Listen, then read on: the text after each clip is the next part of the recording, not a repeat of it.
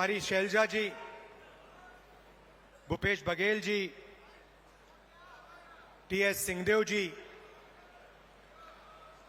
दीपक बैज जी, ताम्रराज साहू जी, चरणदास महंत जी, Congress party के मंत्री, MLAs और स्टेज पे वरिष्ठ नेता, हमारे प्यारे कार्यकर्ता, छत्तीसगढ़ के भाई और बहनों, प्रेस के हमारे मित्रों, आप सबका यहां बहुत बहुत स्वागत, नमस्कार।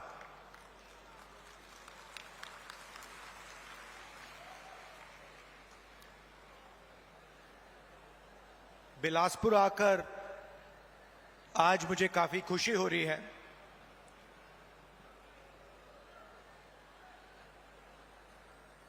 बैठा था और मुझे ये रिमोट कंट्रोल दिया गया और कहा कि देखिए, इस पे आप इसका बटन दबाइए। और जैसे ही हमने बटन दबाया तो हजारों करोड़ रुपए सीधे छत्तीसगढ़ के गरीब जनता के बैंक अकाउंट में गए।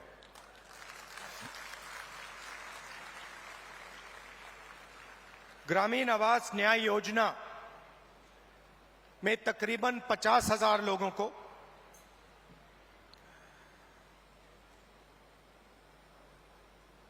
एक दो सेकंड में बैंक अकाउंट में पैसा मिला। पीएम आवास योजना में जो हिंदुस्तान की सरकार की जिम्मेदारी है, उसमें अभी हिंदुस्तान की सरकार ने जो छत्तीसगढ़ को पैसा देना था वो नहीं दिया है। और 7 लाख लोगों को जो आवास दिल्ली की सरकार के पैसे से मिलना था वो नहीं मिला। उनके लिए भी आज छत्तीसगढ़ की सरकार पैसा दे रही है। बहुत बार छत्तीसगढ़ की सरकार ने दिल्ली की सरकार से रिक्वेस्ट किया, आपकी जो जिम्मेदारी है उसे आप पूरा कीजिए, मगर दिल्ली की सरकार अपनी जिम्मेदारी नहीं निभाती है।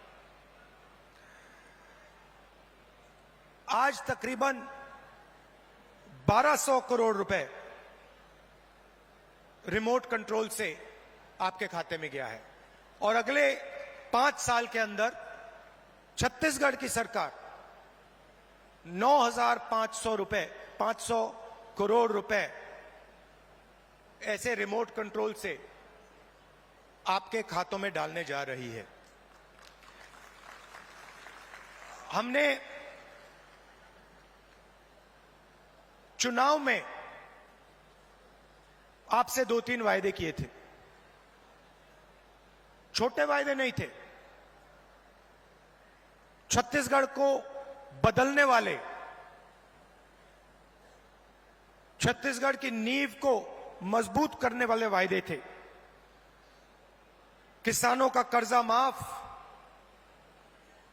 बिजली बिल हाफ और 2,500 रुपए प्रति क्विंटल धान के लिए हमने ये वायदे किए। और देश के प्रधानमंत्री नरेंद्र मोदी जी ने कहा कि कांग्रेस पार्टी इन वायदों को पूरा नहीं कर सकती है। सच्चाई आपके सामने है। हमने जो वायदे किए थे हमने उनको पूरा किया। किसान न्याय योजना में 21,000 करोड़ रुपए हमने छत्तीसगढ़ के किसानों को इनपुट सब्सिडी के माध्यम से दिया। जिन किसानों के पास जमीन नहीं थी उनको भी हम नहीं भूले, उनको 7,000 रुपए प्रति साल कांग्रेस पार्टी की सरकार ने छत्तीसगढ़ में दिया। आदिवासियों को एमएसपी फॉरेस्ट प्रोड्यूस के लिए और देश में सबसे बेहतर फॉरेस्ट राइट एक्ट का इंप्लीमेंटेशन छत्तीसगढ़ की सरकार ने किया। स्वास्थ्य में 5 लाख रुपए परिवार के लिए 70 लाख परिवारों को फायदा मिला। 380 अंग्रेजी के स्कूल खोले और 42,000 वैकेंसियां भरी। 1.3 लाख युवाओं को 2,500 रुपए महीना का दिया। यह आप जानते हो। दूसरी तरफ भी रिमोट कंट्रोल है। बीजेपी का रिमोट कंट्रोल, वो भी उसको ऐसे ही दबाते हैं, मगर हमने रिमोट कंट्रोल को कैमरा के सामने दबाया। बीजेपी छुपे छुपे रिमोट कंट्रोल दबाती है, नरेंद्र मोदी जी दबाते हैं।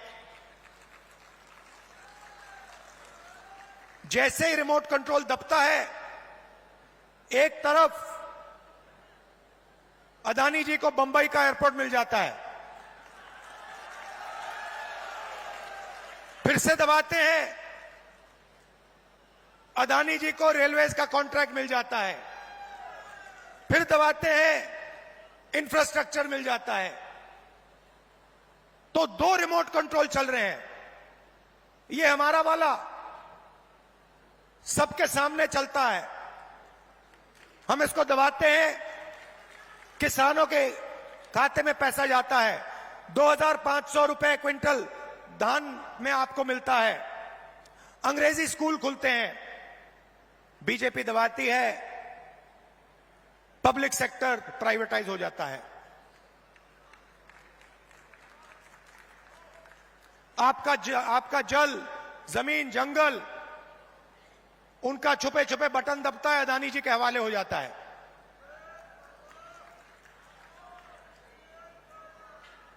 तो 2 तरीके के रिमोट कंट्रोल हैं। अब मैंने उनके रिमोट कंट्रोल के बारे में पार्लियामेंट में बात उठाई। मैंने नरेंद्र मोदी जी से पूछा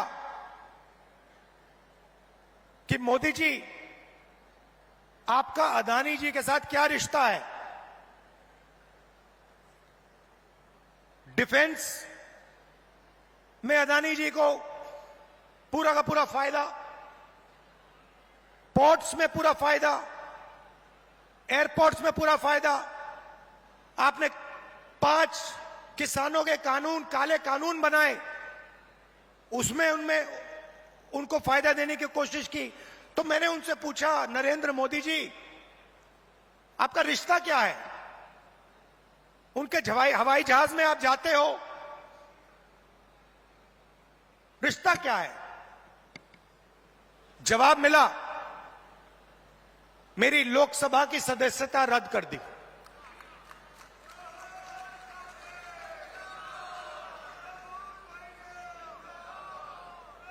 कोई फर्क नहीं पड़ता। हम कांग्रेसी हैं, हम सच्चाई रखते हैं आपके सामने। हम आपसे झूठे वायदे नहीं करेंगे और हम जो कहते हैं वो करके दिखाते हैं। अब एक नया मुद्दा उठा है। नरेंद्र मोदी जी जहां भी जाते हैं ओबीसी वर्ग की बात करते हैं।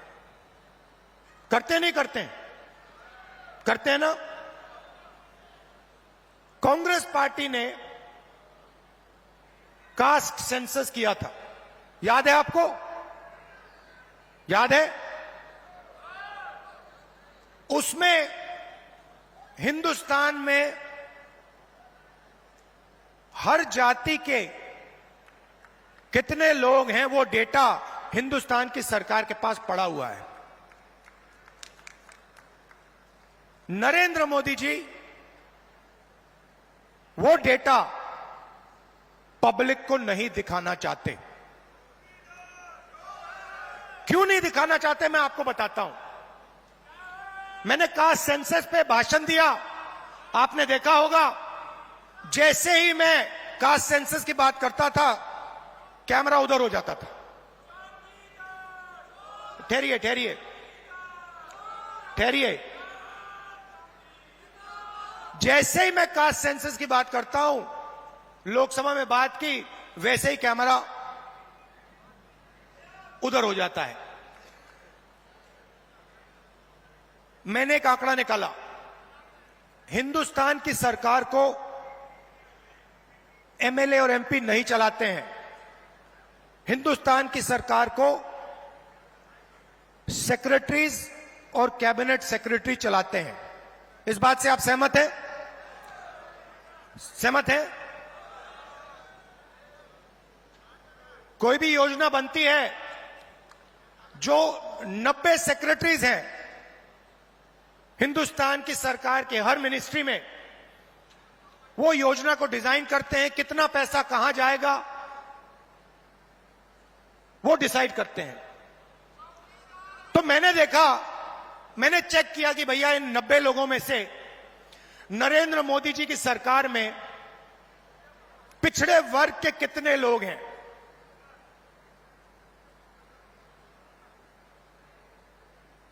आप हिल जाओगे। 90 लोगों में से सिर्फ 3 लोग ओबीसी समाज के हैं, और वो 3 लोग हिंदुस्तान का सिर्फ 5% बजट कंट्रोल करते हैं। भाइयों और बहनों, क्या हिंदुस्तान में सिर्फ 5% ओबीसी है? यह सबसे बड़ा सवाल है, और इस सवाल का जवाब सिर्फ कास्ट सेंसस से मिल सकता है। किसी को चोट लगती है, अस्पताल में जाता है, सबसे पहले एक्सरे होता है। पैर में चोट लगती है, डॉक्टर एक्सरे करवाता है, कहता है भैया देखते हैं क्या हुआ है, कैसी चोट लगी है, पैर टूटा है या नहीं टूटा है।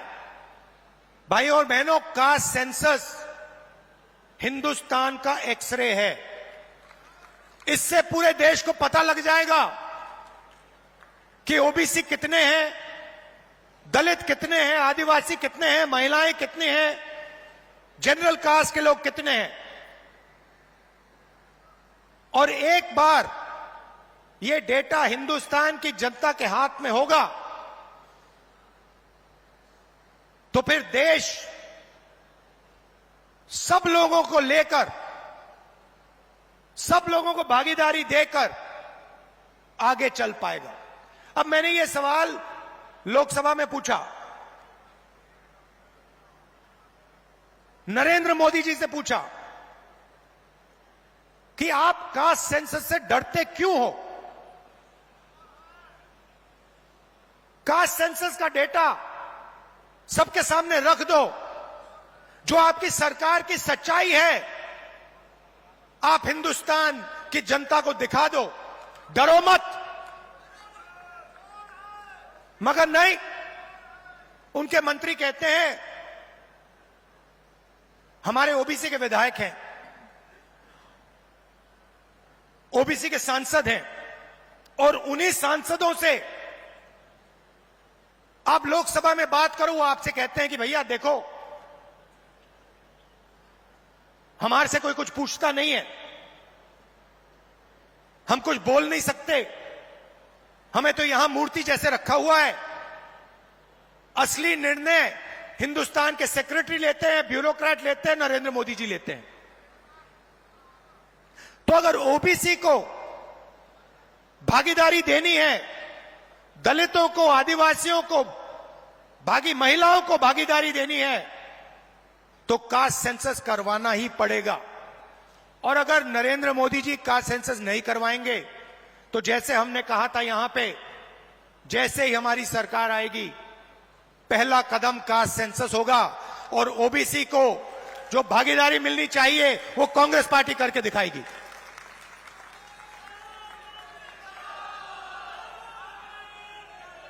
आप सब यहां आए, दूर दूर से आए, हमारी बात सुनने आए, आपने अपना कीमती समय हमें दिया, इसके लिए दिल से बहुत बहुत धन्यवाद। और एक बात मैं कहना चाहता हूं, एक बात कहना चाहता हूं। देखिए, कांग्रेस पार्टी जहां भी सरकार चलाती है, चाहे वो राजस्थान हो, हिमाचल हो, छत्तीसगढ़ हो, कर्नाटक हो, हम जनता की सरकार चलाते हैं। कर्नाटक में हमने 5 वायदे किए, ऐतिहासिक वायदे। चुनाव जीतने के एकदम बाद कैबिनेट ने 5 वायदे पूरे कर दिए। छत्तीसगढ़ में हमने वायदे किए थे, पहली कैबिनेट मीटिंग में हमने वायदे पूरे करे, और यही हमने हिमाचल में किया, यही हमने राजस्थान में किया। हम आपसे 15 लाख वाले झूठे वायदे नहीं करेंगे, और हमारा रिमोट कंट्रोल जो चलता है सबके सामने चलता है। हमारी अदानी जी की सरकार नहीं है, हमारी किसानों की, मजदूरों की, दलितों की, आदिवासियों की, पिछड़ों की, कमजोर वर्गों की सरकार है। बहुत बहुत धन्यवाद, नमस्कार, जय हिंद।